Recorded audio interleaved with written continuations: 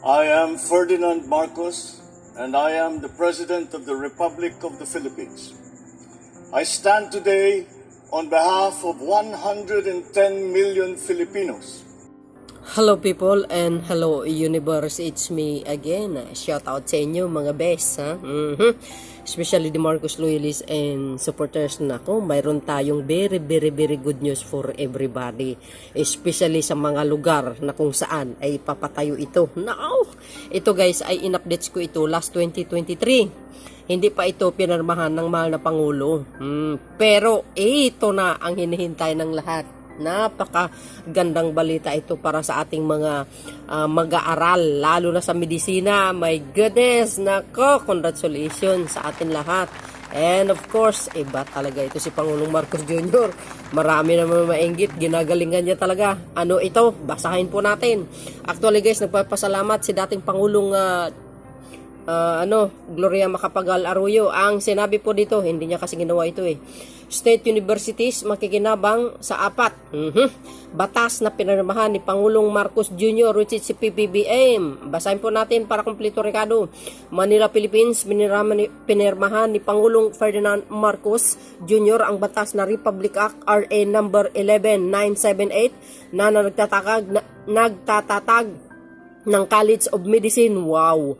Sana all. Sa Don Mariano Marcos Memorial Statue State University South La Union Campus DM, 3 M ito guys ha, DMMMSU-SLUC sa Aguo La Union. Wow, congratulations sa mga taga Aguo. Naku, College of Medicine. Ito pa, isa pa. Ang RN number 11978, naku po, agoy. O kilala bilang Don Mariano Marcos Memorial Statue University South, ito, La Union Campus College of Medicine ay nagbukas ng Doctor of Medicine program kabilang ang isang Integrated Liberal Arts and Medicine program. Nako, wow. Magkaroon ito ng Basic Science and Clinical Courses at ibabase sa learner-centered, competency-based and community-oriented approach na layong makapag-develop ng corps of professional physician to strengthen the healthcare system of the country. Nako, kakatuwa naman ito, no? Thank you po, Mr. President. Iba ka talaga. Ang pagpirma sa batas ay tugon sa human resource development needs sa probinsya at Ilocos Region. Wow. Pinirmahan ni Marcos. Grabe Pinirmahan ni Pangulong Marcos ang naturang batas noong Pebrero 15 at iepekto 15 araw matapos mailathala sa Official Gazette o pahayagan ng General Circulation. Kasama rin dito, pinirmahan ni Pangulong Marcos ang RA number 11977 na magtatayo sa Pampanga State Agricultural University. Agay, ito na naman po tayo. PSAU Florida Blanca Campus. Wow, congratulations sa mga taga Pampanga. Ayan na naman po tayo, Mr. President. Galing mo talaga. Mag-aalok ng PSAU Florida Blanca ng short-term technical vocational undergraduate at graduate courses sa area of competency and specialization nito. Pamumunuan ito ng isang administrator na itatalaga ng board subject to guidelines, qualification at standards. Wow! Ano pa ang masasabi nyo dito mga kababayan? Bawal inggit dahil ito para sa lahat. Ang appointment ay base rin sa recommendation ng search committee. Ang iba pang kahalintulad na batas na pinirmahan ng Pangulo ay ang RA 11980 agoy o Revised Bulacan State University. Naku po! 4 nga ito guys charter na nagpapalawak ng curricular offering at kapangyarihan ng governing board at Ito pa, RA 11979 na ginagawang isang regular campus ang Polytechnic University of the Philippines, PUP, sa Parañaque City. Nako, ito na naman po tayo. Sabi pa po dito guys ha, congratulations Parañaque, Bulacan. Nako, ayan guys ha, malinaw na malinaw po yan ha.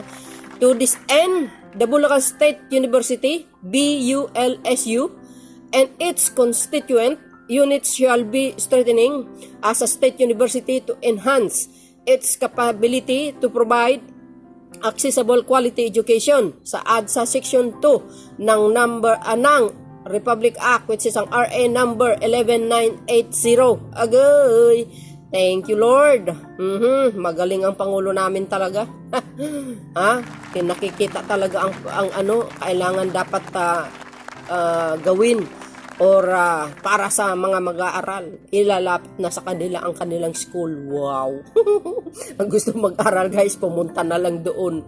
O di ba? Sa La Union College of Medicine, pumunta na lang kayo doon. Mayroon naman mga upahan doon eh. No, di ba? Pwede naman 'yun. Para naman sa lahat 'yan. Sinasabi rin sa section 4 na maaaring magbukas ang BULSU ng iba pang branch o extension campuses. Wow. Di ka naloka. Binigyan ng mandato ang BOLSU na magbigay ng advanced education higher technological professional courses at training programs para sa mga kurso katulad ng engineering, and technology, arts and sciences, education, agriculture, industrial fields, accountancy, business and public administration, at medicine and allied health. Ay wow, grabe ito. Naku, ikaw na talaga Mr. President Marcos Jr. Baka talaga sana ganitong ginawa ng mga past administration. Puro pagpapaganda lang ng bansang Pilipinas. Or ika nga tulad nito, no? Para hindi naman guys na kulila tayo sa buong Asia. Kailangan na magkakaroon tayo ng mga ganito, no? Wow. Ang iba pang kursong inaalok ay hotel and restaurant management, tourism, ayan, aeronautics, agay, artificial intelligence and robotics at law. Wow, kumplito Ricardo ito guys ha. Pumunta na doon ng mga gustong mag-aaral. Pag yan ay natapos na, nako, mayroon itong 5 campus sa Bulacan at ang main campus ay matatagpuan sa City of Malolos. Wow, Malolos, Bulacan. Agay, ito maganda ito. Isa na ganito mga ginagawa ng mga past administration na no. Ay gay, hindi yung makikipagkutsaba sa mga mga komunistang count na bansa. Marcos lang guys talaga ang sakalam. Sa totoo lang ha. Ano pong masasabi nyo dito? Siyempre masaya tayo, di ba? Yan po ang Pangulo ng Pilipinas na walang ginawa kundi tugunin ang mga pangangailangan ng bawat Pilipino guys sa bawat region. Hindi lang university. Nako, mayroon pa yan guys na malalaking big ticket project ang kanyang gagawin. Ang hinintay ko, alam nyo mga kababayan, itong BNP yung Bataan Nuclear Power Plant. Susunod na siguro yan, ano?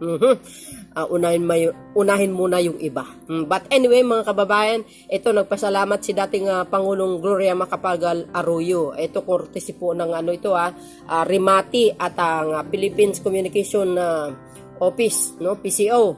Okay, ito pa. Region ex-president GMA pinasalamatan si PBBM sa pag-aaproba sa pagtatag ng PSAU Florida Blanca Campus Law. Ay wow.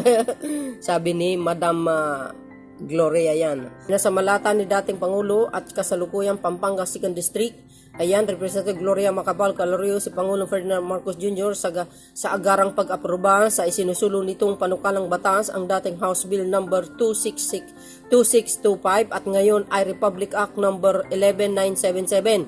Ang pagtatatag ng Pampanga State Agricultural University, ayan na Florida Blanca Campus and PSAU Florida Blanca Campus ay matatagpuan sa bayan ng Florida Blanca, Pampanga. Wow, congratulations. Binasa ko lang ito dahil nagpasalamat si Madam dating Presidenta Gloria, guys. Binigyan din ni Representative Arroyo na ang pag-aproba ng Pangulong Marcos sa PSAU Florida Blanca Law ay patunay na kanyang commitment na magbigay ng isang dekalidad na higher education sa mga Pilipino mag-aaral at ang pagbababuti ng buhay ng mga magsasaka. Agay, galing naman talaga. Oo. Ayon kay dating Pangulong Arroyo, malaki ang bahagi ng PSAU Florida Blanca sa pagpapabuti sa buhay ng kanyang mga residente at benepisyo para sa estudyante at magsasaka sa 6 na bayan sa ilalim ng kanyang distrito. Nako, sa distrito niya pa talaga ito na na ipatayo Sa establishment ng PSAU Florida Blanca brings great benefits to the student of farmers of all 6 towns of my district. Most my constituent earn a living from agricultural and land, aquaculture, so I foresee a boom in their incomes when they gain access to the new technologies and research findings through their children who will study in PSAU Florida Blanca or through the school extension services. Pahayag ni Representative Arroyo, ang PSAU Florida Blanca Campus ay mag-aalok ng mga short-term technical vocational, undergraduate at graduate courses sa loob ng areas of competency at specialization. Sa ilalim ng batas, pinag-utos nito na magsagawa ng mga serbisyo sa pananaliksik sa extension at mga aktibidad sa production bilang suporta sa pag-uunlad ng socio-economic at upang magbigay ng progresibong pamumuno sa mga lugar na ito. Wow! Yan po ang sinabi ng dating Pangulo. Mga kababayan, nagpasalamat sa ating mahal na Pangulo, Ay congratulations sa mga taga-Pampanga. Ayan. Okay, iba talaga si Pangulong Marcos Jr. Nakita nyo guys yan nabasa natin kanina. President Ferdinand R. Marcos Jr. has signed into law Republic Act number 11979. 11979 which converted the Polytechnic University of the Philippines PUP and Parañaque City into a regular campus. Hindi kayo naloka. PBBM signed law converting PUP Parañaque into a regular campus. Sabi dito, ayan para sigurado sabi nyo, an act converting the campus of the Polytechnic University of the Philippines located in the city of Parañaque into a regular campus of the Polytechnic University of the Philippines to be known as the Polytechnic University of the Philippines Parañaque City Campus and appropriating funds therefore. Ayan guys, ano nakalagay dyan? Section 1 short title, this act shall be known as the Polytechnic University of the Philippines Parañaque City Campus Act. Ayan guys malinaw na malinaw. Congratulations sa ating mga kababayan dyan sa Parañaque. Wow, agay! Ito pa. Ayan baka sabihin nyo in a bid enhanced to capability of the Bulacan State University BULSU to provide accessible quality education. President Ferdinand R. Marcos Jr. signed Republic Act 11980 of the revised Bulacan State University Charter. Ayan nabasa po natin yan. Kumbaga pinakita ko lang sa inyo itong katibayan guys BBM Student Bulacan State University expanded curricular offerings, composition of governing board. Ayan oh my goodness. Ayan see, ito. Galing po mismo sa PCO yan, An act strengthening the Bulacan State University expanding its curricular offerings and the composition of the governing board and appropriation funds therefore. Ayan. Kita natin dito. Wow. Congratulations. Agay. Ito pa guys ng PCO yan President Marcos Jr. has signed into law Republic Act number 11977 which established the Pampanga State University. Ayan, Florida Blanca yan Florida Blanca Campus or the PSAU Florida Campus in the municipality of Florida Blanca Province of Pampanga. Ayan magay. PBM sign establish Pampanga State Agricultural University Florida Blanca Campus. Ay wow, social. Kita nyo yan? Ayan po ang katibayan see, Oh, hindi ko nabasahin kasi nabasa po natin. Pinakita ko lang sa inyo yung talagang resibo. Pareho naman po yun. Kaso ito, galing ito sa PCO.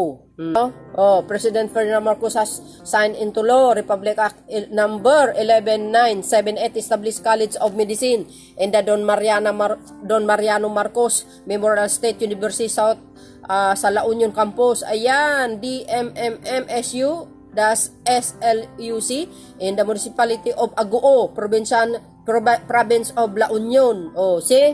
Oh, pwede naman kayo mag-aral doon. Para naman sa lahit ito, guys, ha. Mayroon mga pwede kayo naman mag-aral diyan sa Agoo, La Union kung gusto ng mga anak nyo. Di ba, kahit sa Bulacan, kahit saan. May mga naman diyan mga pag-upahan para diyan mag-aral mga anak niya. PBBM signed into law, science law establishing College of Medicine at DM MMSU South La Union Campus. Agay, ayan o. Ito lang guys, pinakita ko lang sa inyo yan o. Ayan o. Act establishing College of Medicine in the Don Mariano. Agay, Marcos Memorial State. Ayan, University South La Union Campus located in the municipality of Agoo, province La Union, to be known as the Don Mariano Marcos Memorial State University South La Union Campus College of Medicine and appropriating funds therefore. Ayan ayan, see? What is see? Apat yan guys, apat yan ha. So yun mga kababayan, anong masasabi nyo? Wow, congratulations sa La Union, Bulacan, Paranaque, saan pa? Pampanga, apat po yan. So yun mga kababayan, ako, sobrang natuwa ako. And congratulations sa mga lugar na magpapatayo na ito. Naku! So see you again guys on my next upload video. Boy, and babos. God bless Philippines. Ay, nako.